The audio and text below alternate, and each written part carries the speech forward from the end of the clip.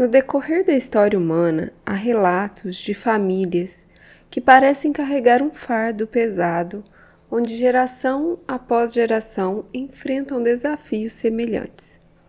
Doenças inexplicáveis, tragédias repetidas, problemas financeiros persistentes e comportamentos autodestrutivos são algumas das situações que muitas famílias enfrentam sem uma explicação aparente.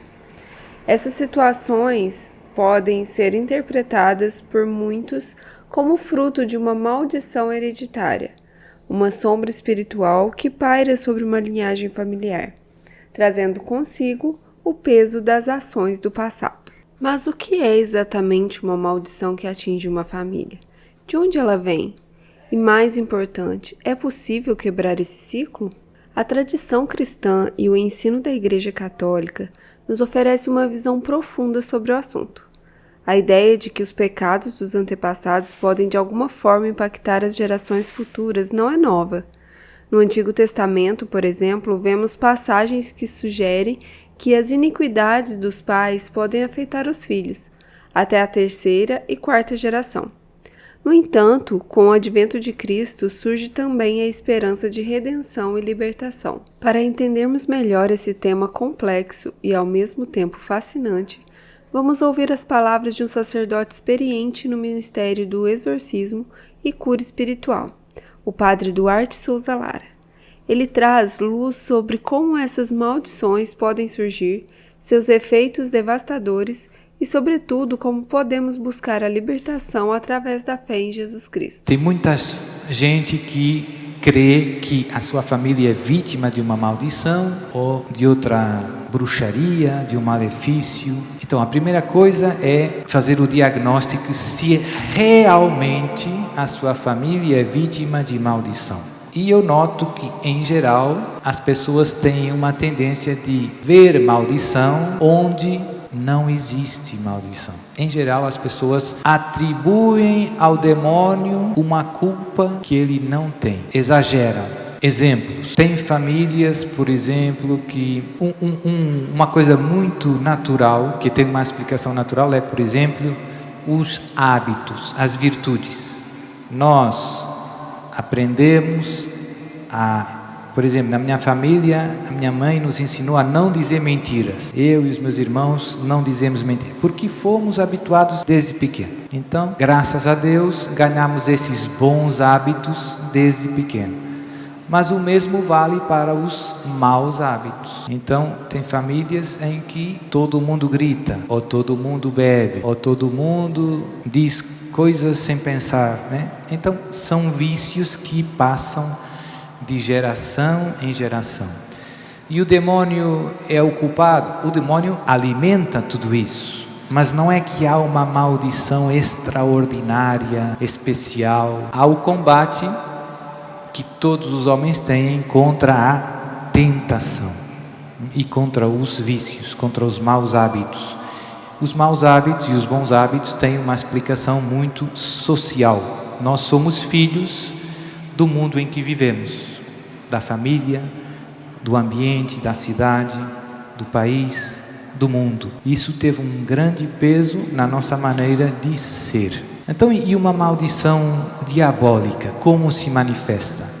Os distúrbios diabólicos se manifestam com factos estranhos, não normais, coisas muito estranhas. Sobretudo, um dos sinais mais certos, não é o único, para perceber que existe um distúrbio diabólico extraordinário é a aversão às coisas sagradas. Exemplo: padre, eu não vou nos funerais, não vou no cemitério. Por que, minha filha? Porque quando entro no cemitério me sinto muito mal, dores de cabeça, enjoada, tenho que sair logo, vontade de gritar. E minha filha, e tem mais alguém na sua família que tem esse problema? Ah, sim, minha mãe também nunca vai no cemitério, porque quando entra no cemitério ou na igreja ou vai rezar o terço, se sente muito mal, começa arrotando, tem vontade de vomitar. dor de cabeça. E na geração dos seus avós, tinha alguém que... Sim, tinha. A minha tia-avó, irmã da minha avó, também tinha esse problema. Então você vê que há um padrão de distúrbios extraordinários de origem diabólica naquela família. Qual é a causa de tudo isso? Normalmente são duas possíveis grandes causas, com muitas variantes dentro delas. Uma é quando um antepassado dessa família consagrou a família ao demônio, mais explícita ou mais implicitamente. Infelizmente isto acontece, mas é pouco frequente. Mais frequente é quando uma família é vítima de um malefício, de uma bruxaria. Por exemplo, zangas com vizinhos, e então um dos vizinhos vai na magia negra e faz uma bruxaria contra a família toda, não só contra uma pessoa, mas contra eles e todos os seus descendentes. Então aí acontece aquilo que eu dizia no início. O demônio ataca de geração em geração, de geração em geração. Então, quando surgem esses distúrbios extraordinários, o que eu devo fazer para quebrar esse malefício, essa maldição, essa praga? A solução para esses problemas é viver uma vida na graça de Deus. Então a primeira coisa é fazer uma boa confissão, voltar aí na missa, comunhão. Se a sua vida estiver cheia de Jesus, de Deus, imagine quem não vai poder fazer nada contra você. Então não é só uma questão de ir no padre exorcista e o padre reza e fica tudo bem. É uma questão de conversão de vida. Você tem que deixar Deus entrar no seu coração. E muitas vezes acontece uma coisa curiosa. Quando uma pessoa que é muito atacada numa família começa a sua caminhada cristã, faz a sua confissão, volta na missa, no terço, o demônio já não consegue atacar mais ela, começa a atacar outra, que não era atacada. Vai pulando para aqueles que ainda não vivem na graça de Deus. E no final, se todo mundo viver na graça de Deus, acabou.